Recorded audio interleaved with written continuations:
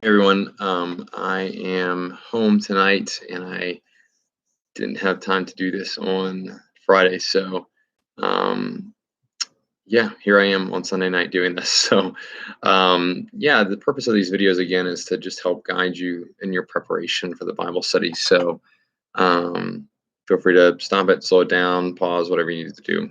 Because sometimes I talk kind of fast. Okay, so first things first, I have a little getting started section, and I won't read that to you, word for word, because you can read. But I'll just say, um, I think it's really important to start really well. Don't just be like, okay, let's do Bible study. Definitely take a minute, set the tone, read through this, and just be prepared to do that. I think that's really important. Okay, great. Next, I have a little introduction on Ecclesiastes. Now, you have a full introduction from what I sent you, and a full video introduction. And obviously, we could not include everything here, but you have that as a resource in case there's questions or whatever. And I tried to boil it down to what I thought was most important, and that was uh, the speaker. Um, and then the author, that part, what Ecclesiastes means, and then basically that we don't know the identity of the author, but the author is taking on kind of these different personas to show us life from lots of different perspectives and to make his point that way. So I chose to hone in on those two things, but again, you have other resources if you need them. Okay, so with that said, we're only tackling 11 verses today, and part of the reason for that is I don't want you to rush through this. I want you to have plenty of time to talk about whatever you want to talk about. And, oh, excuse me, late for me. Um, I want you to have plenty of time to feel like you can get started, have people sharing, things like that. So just 11 verses for tonight, and then from here on out, we'll kind of take on bigger sections. Next week, we'll go through the end of chapter 2, and then we're basically going to take 2 chapters at a time after that. So the first thing that we need to do is we need to tackle that word hevel, that Hebrew word that's translated usually meaningless or vanity. And right, so I have you reading those first 2 verses there. And I think it's good to ask some folks like, hey, what do your different translations say? And maybe be ready to point to some other translations, which, if you're using the Bible app, you have like all of them. So, and then to get some conversation going about what do we think is happening here. Now, to understand the sense of this Hebrew word hevel, I'm pointing you to some Psalms and Proverbs. And I think there you get the better sense of what's going on. And you know this from the introduction again, but we basically have 2 things going on with hevel. And by the way, if you haven't watched that introduction video, I would encourage you to. I think it'll prepare you just to understand the tone of this book. But the 2 senses of hevel, the fleeting and transient, or that life is elusive. Those 2 kind of senses. So this idea that life is not really permanent, not really. It's not at all permanent. Life is fleeting and transient. So you see in your translations, vanity of all vanities, or whatever. It's kind of like the most vain of all vain, if you were to translate it that way. And so the merest of all breaths is what he's trying to say here. And elusive in the sense that, oh goodness, I hope I don't yawn too much. I'm not used to talking this much at this time of night. Our attempts to capture, control, manipulate the world around us are all futile in that sense. I think futile is also a good translation, although it misses the transient sense of the word. But yeah, definitely spend some time making sure people understand what that is, because meaningless, I'm not a huge fan of meaningless. I guess vanity is better, although I don't really know what that means. um, so like, I'm not sure that meaningless really captures it, because he's not going to go on to say life is meaningless, which we'll see even in this Bible study. I think I'm maybe mixing up my Bible studies, but yeah, life is not meaningless. The teacher is going to say, um, no, wisdom is good. He's not going to say wisdom is dumb or worthless. But what he's trying to challenge, I think, is what your goal is in your life. A lot of people have a life goal of gain, as we're going to see, or coming out on top or making your mark. And when your life is about that, you're chasing the wind, as he's going to say, and your life will become hevel. So, in my opinion, the goal of this book is to kind of shift the way you think about your life and what your purposes are and your goals are in this life, um, knowing who God is and what He's created us for. Okay, so that's the first two verses. Then I have you focusing in for a minute on verse 3, and let me pull that up. If I can remember what that is. Verse 3 says, what do people gain for all their labors at which they toil under the sun? And so verse 3 is kind of is a question, and then verses 4 and 11 are going to be the beginning of an answer to that. I think that verse 3 is almost like a thesis question for the book. I haven't heard anybody say that, but it seems to me, what I've read so far, is that this is like the question of the book. What is it again? What do people gain from all their labors at which they toil under the sun? And if you answer this question honestly, it's kind of asking, what do you hope to profit at the end of your life? Can you have a surplus? Like the word gain there has a sense of like a balance sheet. Can you have gain on the balance of your life? Well, you might think like, well, okay, I can earn more money and pass things on to my descendants. But as we're going to see at the end of the day, these things are all fleeting and transient, and time wipes them all out. And so the resounding answer, when seen in the scope of eternity and the scope of even just time as we know it, the answer has to be no to this question, or nothing. You cannot have surplus. What do people gain? Oh no, I'm so sorry. What do people gain? Nothing is the answer that he's getting at here. I'm apparently exhausted.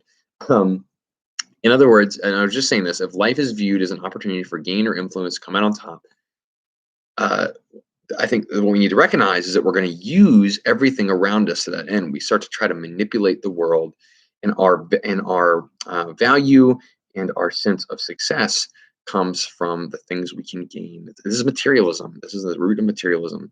And what I think is so true that I.M. Proven points to in his commentary is that many Christians really don't look any different. We kind of just have like good morals, right? Like a lot of times Christians are no different than the world, but that we have good morals. But really, we should not be people that are falling into this materialistic, what can I gain kind of mindset. But if we're honest with ourselves, I think we do often fall into that mindset. And I appreciate how this book points that out. And so I have you asking that question, do you find yourself falling into this way of thinking? And how does your desire for possessions and influence impact your life now and plans for the future? Okay, so think about in what way does this sense of like, influence, gain, coming out on top, being the best, how does that shape the way you live? It's not bad to be like, to want to do well. God, I think, asks us to do well on what we do, but it's often about us and about our prestige and our honor and our sense of like making our life about that gain itself. And that's where we start to kind of fall. So, like I say here, this book is going to challenge us in the way we think about what it means to live a good life, what a well-lived life is. Quick note: I'm going to call the Kohelet the teacher. I just feel like that's an easy thing to do, so we don't have to just be saying Kohelet too much because it's kind of awkward for folks. And again, we're not going to hear him say it's meaningless. Instead, human goals should be set in accordance with the nature of reality, not in defiance of it. We need to understand that this world is broken. If the fall had not happened, of course, I don't think Ecclesiastes would need to happen, but it did. You say that about like literally the whole Bible. But we need to recognize that this is the world we live in. It's not one where we're going to have success in these ways. All right, beating a dead horse. I have you pointing to Matthew 6, and you're reading a lot of verses, but I think these verses capture just the sense of like, what are you looking for in your life? And I think that they'll challenge you. So I won't say too much about that. You can read it for yourself. Then I have you taking a quick peek at 4 to 11. Like I said, those answer the rhetorical question. The overall answer to these questions, what do people hope to gain? The answer is it comes from this look at nature, right? And what it's trying to show you is that the world, I'm looking at it here, the world just kind of cycles. There's nothing new, quote unquote, under the sun, and we'll talk about that in a second. Um, and as we look at the world, the sun rising, the sun setting, the wind is blowing, these things are bigger than us, and they put us in our place, and they show us that despite all our striving, despite all our efforts, really, what's the impact of those things at the end of the day in the grand scheme of things? Um, you know, God has made these things, and they show us His majesty and His grandeur over and above our own. I think that's really important to recognize. So, what are these? How do these verses highlight the hevel of life? Um, I think it's maybe if you're looking at the top of the page, I think it's number two. Um, well, it's a little bit of number one, I guess, as you see that nature kind of outlives us, that part of it, but it's also elusive in our attempts to kind of manipulate and control the world. The world kind of goes on by itself without our striving. I think that's important for us to rest in. The world doesn't need you to go around. God doesn't need you for the world to go around, and that is actually a very freeing thing. Um, so we can see the hevel in our efforts to live otherwise. But as we recognize our smallness in the grand scheme of things, and we can take peace in knowing that the world kind of goes around without our efforts.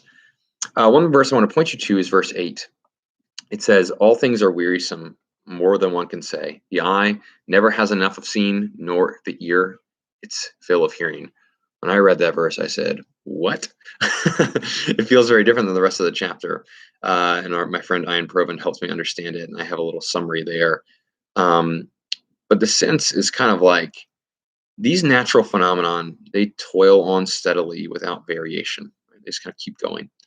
Um, uh, and as we look at it, we can barely grasp it. Um, it's such a vast reality, God's creation, that we don't have even enough words, or we can't look at it long enough to really understand or comprehend it. And yet we think we can just make this huge, be this hero or something like that. And I think that's what I was just trying to say, but I really like that paraphrase of 8. Um, and so the questions that come from that I have for you here: do you relate to this idea? First of all, just taking a look at nature, how does nature, God's creation, fill you with awe? And just the way that it's constant in this world, that feels to us like it's ever changing. Um, and I think one thing to recognize, if this next question, if you don't have time for it, this is a skippable question because I feel like it's a little bit off the path, but I think it's really important to think about. Because a part of a life not well lived is to abuse and use everything around you for your purpose. Um, and people do the same thing with creation. And I think it's important to consider what a healthy human relationship with creation looks like. It is not using and abusing it, although God has given it to us for our purposes. So there's an interesting balance there. And the last question here is: in light of all the new technology and developments of our time, what do you think about verse 10? Which says, "Is there anything of which one can say, 'Look, this is something new'?" And he says, "It was already long ago, or it was here already long ago. It was here before our time." Now, he's not like talking about, I feel like, I mean, like you're like, well, what about like the iPhone? And I don't think that's his point. I don't think he's saying there's no such thing as new technology. I just think that he's looking at the patterns of the world over grand time. He's kind of like, okay, humankind is progressing in some sense of like technology and civilization, but like people are kind of same, like despite all that we have, we struggle in the same way. We relate in a lot of the same ways that people without anything have.